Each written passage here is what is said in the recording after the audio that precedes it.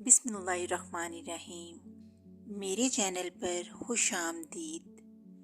कहानी सुनने से पहले मेरे चैनल को सब्सक्राइब कर दें, बेल आइकन को भी प्रेस कर दें ताकि आने वाली नई नई वीडियोस सबसे पहले आपको मिलें। चलिए कहानी शुरू करते हैं। उमरू अय्यार घोड़े पर सवार इसे आहिस्ता आहिस्ता चलाता हुआ आगे बढ़ता चला जा रहा था। चूंकि कई घंटों से घोड़ा दौड़ता चला जा रहा था, इसलिए अब वो हादसा थक चुका था। उमरू अय्यार भी इसकी पुश्त पर बैठे बैठे खुद भी थक गया था। और वैसे भी अब वो शहर कुछ दूर न रह गया जिसकी सराय में रात को इसने क़याम करना था। उमरू अय्यार सरदार अमीर खमजा के बड़े बेटे शहजादा असद के हुक्म पर एक ज़रूरी काम के लिए हमसाया मुल्क जा रहा था। लेकिन अभी ये मुल्क बहुत दूर था और इसे मालूम था कि वहां तक पहुंचते पहुंचते इसे कई रोज लग जाएंगे, इसलिए इसे कोई जल्दी भी न थी। वो बस रात पड़ने से पहले इस सराय तक पहुंच जाना चाहता था कि अचानक इसे दूर से किसी की चीखने की आवाजें सुनाई दी। उमरू अय्यार ये आवाजें सुनकर चौंक पड़ा। घोड़े ने भी कान खड़े किए। चीखने की आवाज एक बार फिर सुनाई दी तो घोड़ा बेइख्तियार हिनहनाने लगा। उमरू अय्यार ने घोड़े का रुख इस तरफ मोड़ दिया जिधर से आवाजें आ रही थीं। ये आवाज किसी औरत की थी। चीखने की आवाज एक बार फिर सुनाई दी तो उमरू ने घोड़े को एड़ लगाई और घोड़ा दौड़ाने लगा। शायद घोड़ा खुद भी इस मुकाम तक जाना चाहता था जहां से चीखने की आवाजें आ रही थीं। जब उमरू वहां पहुंचा तो वो ये देखकर हैरान रह गया कि वहां बगैर पत्तों के दरख्तों का एक बहुत बड़ा सा जंगल मौजूद था। इन दरख्तों के दरमियान पानी की बड़ी सी झील भी थी जिसके किनारे पर बड़े बड़े पत्तों वाली झाड़ियां थीं। लेकिन वहां जितने भी दरख्त थे वो सब के सब बगैर पत्तों के थे। टंडमंड दरख्त ऐसे ही दरख्तों को कहा जाता है। इसी लम्हे इन दरख्तों के पीछे झाड़ियों में से एक बार फिर इस औरत के चीखने की आवाज सुनाई दी। इसकी आवाज से उमरू को यूं महसूस हुआ जैसे चीखने वाली लड़की पानी के अंदर मौजूद हो और आहिस्ता आहिस्ता डूब रही हो। उमरू जल्दी से घोड़े से उतरा और दौड़ता हुआ जंगल में मौजूद झील में दाखिल हो गया। वो जब पानी में दाखिल हुआ तो पानी इसके घुटनों से जरा नीचे था। वो तेजी से आगे बढ़ता चला गया, लेकिन अभी वो थोड़ा ही आगे गया था कि इसे अपने पीछे औरत के चीखने और बेयक वक्त हंसने की आवाज सुनाई दी। इसे यूं महसूस हुआ जैसे औरत एक ही वक्त में रो भी रही हो और हंस भी रही हो। वो तेजी से पलटा और इसके साथ ही जो कुछ इसने देखा इससे वो हैरत से बुत बना खड़ा का खड़ा रह गया। इसने एक तरफ से दो अजीबोगरीब जानवरों को बतखों की तरह तैरते हुए अपनी तरफ आते हुए देखा। वो पानी पर बतखों की तरह तैर रहे थे और आगे जो जानवर था इसके मुंह से रोने की और इसके पीछे जो जानवर था इसके मुंह से हंसने की आवाज आ रही थी। और ये आवाजें ऐसी थीं जैसे कोई औरत रो भी रही हो और हंस भी रही हो। इन दोनों जानवरों की शक्लें इंतहाई अजीबोगरीब थीं। इनके सरों पर दो दो सींग थे, गर्दनें ज़राफे की तरह थीं, मुंह में बड़े बड़े दांत थे, आंखें इंसानों जैसी थीं, गर्दन पर रंग बिरंगी पट्टियां सी बनी थीं। बाकी जिस्म किसी बतख की तरह था। उमरू अय्यार इन्हें हैरत से देख रहा था कि अचानक आगे वाले जानवर ने रोना बंद कर दिया। भाग जाओ आदमजाद, भाग जाओ, वरना अभी काला जादूगर आ जाएगा और वो तुम्हें भी मार डालेगा। भाग जाओ, इस जानवर ने औरत की आवाज में कहा और इसके साथ ही फिर रोना शुरू कर दिया। ये अब कैसे भाग सकता है? ये तो अब टंडमंड जंगल में आ गया है। दूसरे जानवरों ने हंसना शुरू कर दिया। तुम कौन हो? औरतें हो या बतखें? कौन से जानवर हो? उमरो अयान ने हैरान होकर पूछा। हम औरतें हैं, लेकिन काले जादूगर ने हमें ये रूप दे दिया है। वो भी आने वाला है। जब वो आ जाएगा तो फिर हम अपने असली रूप में आ जाएंगे। लेकिन जब वो टनबन जंगल से बाहर जाता है तो हम इस अजीबो गरीब रूप में आ जाती हैं। इस रोने वाली औरत ने कहा, लेकिन क्यों? तुम यहाँ से निकल क्यों नहीं जाती? उमरू ने हैरान होकर कहा, ये टनबन जंगल काले जादूगर का इलाका है। यहाँ इसकी मर्जी के बगैर कोई दाखिल तो हो सकता है, लेकिन यहाँ से इसकी मर्जी के बगैर बाहर नहीं जा सकता।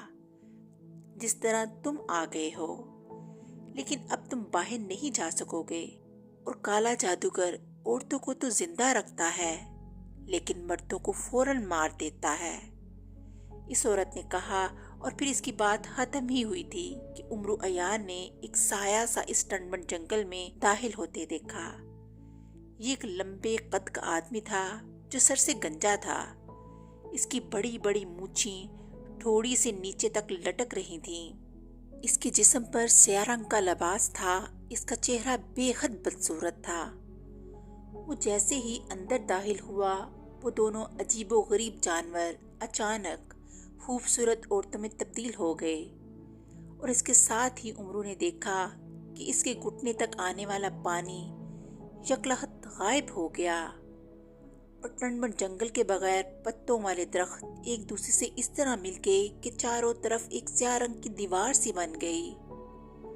ओह, तुम कौन हो और यहाँ कैसे आ गए? अचानक इस काले जादूगर ने सामने मौजूद उमरू को देखते हुए कहा, इंतहाई गुस्सीले लहजे में।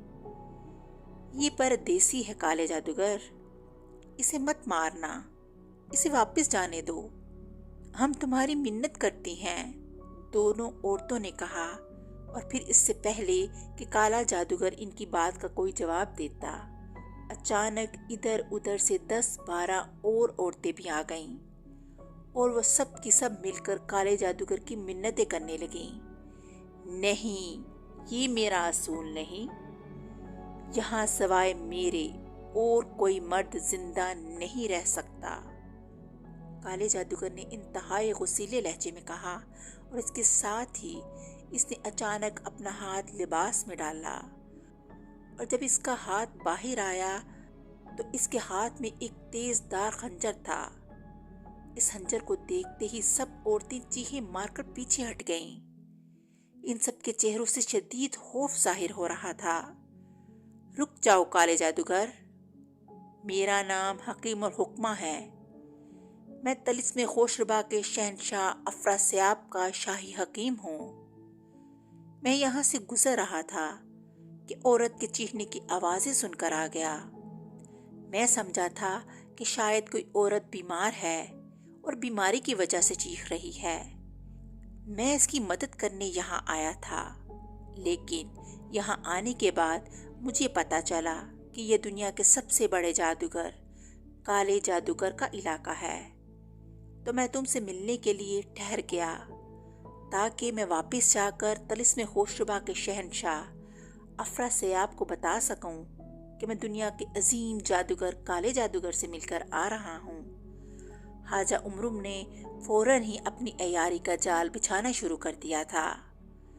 तुमने जो कुछ कहा है वो दुरुस्त होगा, लेकिन मेरा असूल है कि यहाँ से कोई जिंदा बाहर नहीं जा सकता, इसलिए तुम्हें मरना पड़ेगा, काले जादूगर ने मुंह बनाते हुए कहा।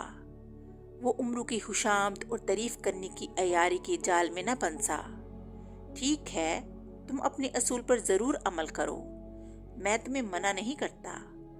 मौत तो बहरहाल एक दिन आनी ही है और वो यहाँ भी आ सकती है, लेकिन मैं चाहता हूँ कि मरने से पहले तुम्हें एक तोहफा दे दूँ। उमरू ने अयारी का दूसरा जाल फेंका। तोहफा? कैसा तोहफा? काले जादूगर ने हैरान होकर कहा। तुम्हें दुनिया का सबसे खूबसूरत नौजवान बनाने का तोहफा, उमरू ने जवाब दिया। खूबसूरत नौजवान? क्या मतलब? काले जादूगर ने हैरान होकर कहा। ये औरतें तुम्हें देखकर रोती हैं اور کیوں روتی ہیں؟ اس لیے کہ تم خوبصورت اور نوجوان نہیں ہو۔ اگر تم خوبصورت اور نوجوان ہوتے تو یہ عورتیں تمہیں دیکھ کر خوش ہوتی، اور میں یہی چاہتا ہوں کہ تمہیں اس قدر خوبصورت بنا دوں کہ تم دنیا میں جہاں بھی جاؤ ساری دنیا کی عورتیں تمہیں پسند کریں اور دنیا کے مرد تمہارے ساتھ حسد کریں۔ عمرو نے کہا، اوہ پھر تو واقعی یہ اچھا تحفہ ہے۔ کہاں ہے تحفہ؟ جلدی دو، لیکن یہ یاد رکھنا کہ میں اپنے اصول پر ضرور عمل کروں گا اور تمہیں ہلاک کر دوں گا۔ کالے جادوگر نے کہا تو عمرو بے اختیار ہنس پڑا، کیونکہ کالا جادوگر اس کی اس عیاری کے جال میں پھنس چکا تھا اور عمرو جانتا تھا کہ اب وہ اسے جی بھر کر بے وقوف بنا سکے گا۔ میرے پاس ایک شیشی ہے جس کے اندر روغن ہے۔ جیسے ہی تم یہ روغن اپنے چہرے پر ملو گے تو تم دنیا کے سب سے خوبصورت انسان بن جاؤ گے۔ لیکن مسئلہ یہ ہے کہ صرف وہ شخص اس روغن کو اپنے چہرے پر مل سکتا ہے جس کی جان اس کے اپنے اندر موجود ہو، کیونکہ یہ روغن اس آدمی کے اندر موجود جان کو خوبصورت بنا دیتا ہے۔ اس طرح وہ آدمی خود بخود خوبصورت بن جاتا ہے۔ عمرو نے کہا، میری جان تو میرے اندر نہیں ہے، میں تو جادوگر ہوں اور جادوگر اپنی جان اپنے اندر نہیں رکھتے۔ کالے جادوگر نے جواب دیا، تو پھر مجبوری ہے، تم خوبصورت نہیں ہو سکتے۔ ٹھیک ہے، تم مجھے مار ڈالو اور پھر باقی ساری عمر اسی طرح بدصورت کے بدصورت بنے رہو۔ سب عورتیں تمہیں پسند کرنے کی بجائے تمہیں دیکھ کر روتی رہیں گی۔ عمرو عیان نے منہ بناتے ہوئے کہا، کیا واقعی تم مجھے دیکھ کر روتی ہو؟ اچانک کالے جادوگر نے وہاں موجود عورتوں سے مخاطب ہو کر کہا، ہم تو اپنی قسمت پر روتی ہیں کالے جادوگر۔ ان عورتوں نے کہا، دیکھا تم نے، اب تو تمہیں معلوم ہو گیا کہ ان کی قسمت خراب ہے اور تم جیسے بدصورت آدمی کے قبضے میں ہیں۔ اگر یہ خوبصورت آدمی کے قبضے میں ہوتی تو اپنی قسمت پر خوش ہوتی۔ عمرو نے فوراً ہی سے بات بناتے ہوئے کہا، ٹھیک ہے، اب مجھے تمہاری بات پر یقین آ گیا، لیکن میں اپنی جان اپنے اندر لے تو آؤں، مگر اس طرح میرا جادو انتہائی کمزور ہو جائے گا۔ یہ ٹنڈمن جنگل جو میرے جادو کا جنگل ہے، جادو کے کمزور ہوتے ہی غائب ہو جائے گا اور یہ عورتیں بھاگ جانے میں کامیاب ہو جائیں گی۔ پھر میں کیا کروں گا؟ کالے جادوگر نے کہا، تو کیا ہوا؟ جب تم خوبصورت ہو جاؤ گے تو پھر اپنی جان کسی اور چیز میں رکھ لینا، ٹنڈمن جنگل دوبارہ بن جائے گا۔ ان جیسی ہزاروں عورتیں تمہاری خوبصورتی دیکھ کر خود بخود تمہارے پاس آ جائیں گی۔ لیکن ایک بات تو بتاؤ، مجھے اچانک اس بات کا خیال آیا ہے کہ تم امیر جادوگر ہو یا غریب جادوگر؟ عمرو عیان نے کہا، اسے دراصل اچانک خیال آ گیا تھا کہ اس نے کالے جادوگر سے یہ تو پوچھا ہی نہیں کہ اس کے پاس کوئی خزانہ بھی ہے یا نہیں۔ امیر جادوگر، غریب جادوگر، کیا مطلب؟ میں سمجھا نہیں۔ کالے جادوگر نے حیران ہو کر پوچھا، اس لیے کہ اگر تم امیر جادوگر ہو اور تمہارے پاس یہاں خزانہ موجود ہے تو پھر تم بے حد خوبصورت بن جاؤ گے، اور اگر تم غریب جادوگر ہو تو پھر تھوڑے سے خوبصورت۔ عمرو نے کہا، میرے پاس خزانہ موجود ہے، دکھاؤں تمہیں؟ کالے جادوگر نے کہا، بس بعد میں دیکھ لوں گا، مجھے تمہاری بات پر یقین ہے۔ عمرو نے کہا، کیونکہ وہ ان جادوگروں کی فطرت کو اچھی طرح سمجھتا تھا کہ اگر اس نے خزانہ دیکھنے کا اشتیاق ظاہر کیا تو یہ فوراً مشکوک ہو جائے گا، اور اگر اس نے انکار کیا تو پھر یہ زبردستی دکھائے گا۔ اس لیے اس نے جان بوجھ کر انکار کر دیا، نہیں، میں ضرور دکھاؤں گا۔